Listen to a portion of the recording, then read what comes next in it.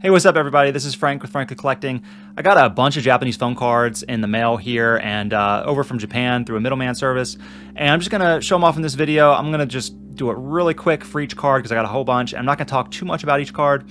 If y'all have any questions about these cards, you can just let me know in the comments below. Maybe I'll do a whole video with a little bit more information on them. Just real quick, so this is the first one here, Skies of Arcadia, known as Eternal Arcadia in Japan. You can see here this came from Dreamcast magazine.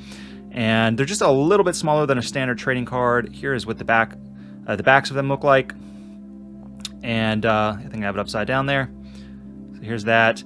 And just to show you real quick, here's a standard size trading card, a Topps card here, and then they're just a tiny bit shorter and a little bit narrower. And I just use standard size penny sleeves for them. I do keep them in standard trading card binders.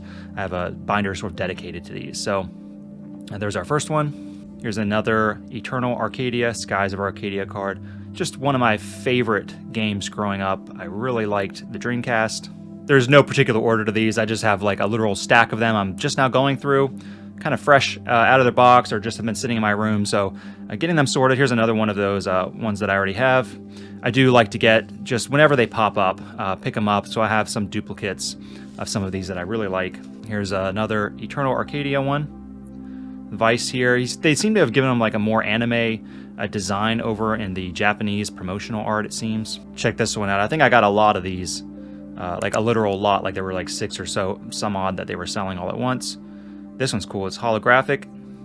Not sure what magazine that is, or I don't know if it's a magazine or some kind of anniversary emblem at the top there. Very cool. I do take these out of their normal sleeves that they come in. I think they have like phone card specific sleeves, but I just like to use the trading card penny sleeves, put them in my trading card binders. Here's another one of those. And then this is a nice one too, with best selection on it and sort of a nighttime scene. So this is one of those that is like over packaged where you almost feel like you could damage the card getting it out. So I need to work on this a little bit. All right, beautiful card. This is one you don't see too often from a pretty obscure game, I think, called Blue Breaker. I don't even think this had a US release, but kind of a gold foil telephone card. Really like that. Haven't seen it before. It looks like it might be serialized too. It says 077 down there. Another really great game I enjoyed growing up. I actually didn't play through the whole thing, but I remember like playing a little bit of it or watching my friend play it. Lunar. There are a lot of these Lunar phone cards. I like this one here with the Sega Saturn on it. Here's another cool Lunar card. Now there's some Lunar cards that you see kind of over and over again come to the market, but this is one that I have not seen too often. I like how it's kind of hollow foil. Real quick, while we're talking about Lunar, these are some Sega Freaks cards. This was a Sega-based trading card game, and occasionally you can see lots of these come up over on like Yahoo Japan auctions. I actually have a few sets of these particular Sega Freaks Lunar cards. Really enjoy them. Here's what the backs of them look like. They have the number. Now this is one that I think is probably pretty rare. I search Burning Rangers telephone cards and posters pretty often, and this is like the only telephone card I think I've come across that I picked up, not for sale telephone card. Pretty cool. I also got a Japanese promotional poster, like a store poster, pretty recently that I just took to my frame shop. So I really like this one. Burning Rangers is a really cool Sega Saturn game. Here's another one of those Lunar cards. I do have a few other Lunar cards here. Here's another Lunar 2 card, Lucier. All right, not suitable for work. I don't even know what game this is. I'd have to look at the listing again when I go to like document this, but Sega Saturn, just collect pretty much any game for Sega Saturn in telephone card form.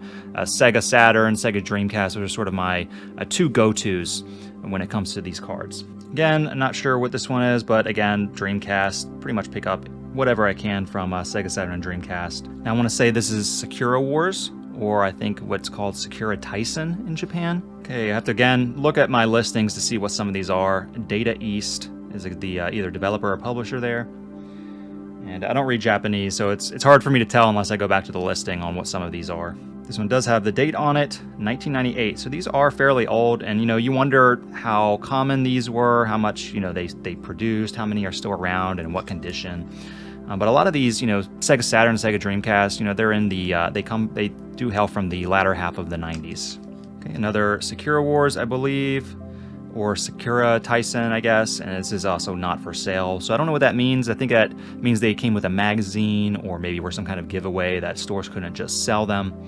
So of course you can sell them on the secondary market, but pretty interesting. A lot of these have that not for sale stamped on there. Another, what I believe is Secure Wars. Nice design there, I like that character design. Another Lunar phone card, really like this one here. Okay, so here's a game that I am really nostalgic for the Dreamcast. I played Grandia 2. Really cool game. You have like your side female protagonist who can become like either an angel or demon form throughout it, and they're like two different characters.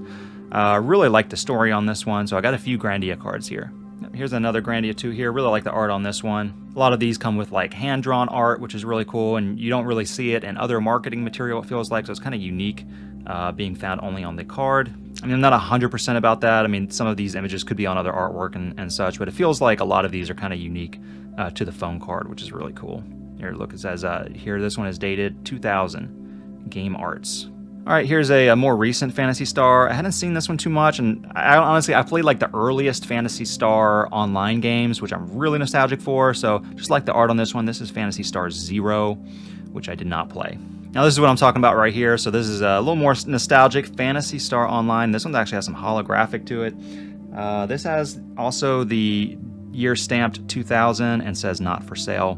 Very cool card. Love these old Phantasy Star Online vintage items.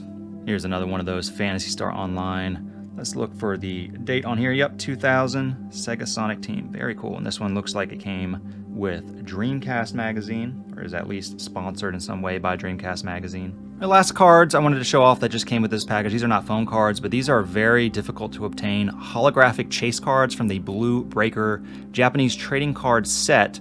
And you get one or two, I think it might be two cards per booster box, and there are 9 of these chase cards to get. So you can still get these booster boxes over on like Yahoo Japan Auction. I've gotten a few sealed myself to open and just search for these cards. You see a lot of the base sets, but it is hard to get these holofoil chase cards. So I'm trying to get a complete set of these. I did pick up these 3 right here. And one last bonus for you all, check this out. This is a Grandia 3 postcard. I'm just gonna leave it in its sleeve here. I'm just gonna flash this real quick. And yeah, I'm not sure how you got this. Maybe it was a pre-order item or something, but really cool. Seems to be pretty old. Looks like it's dated 2000 there. And just gonna be putting this in my game and anime postcard collection. Okay, thanks so much for watching my video. If you have a question about any of these items, just let me know down in the comments below. See you in my next one. Thank you.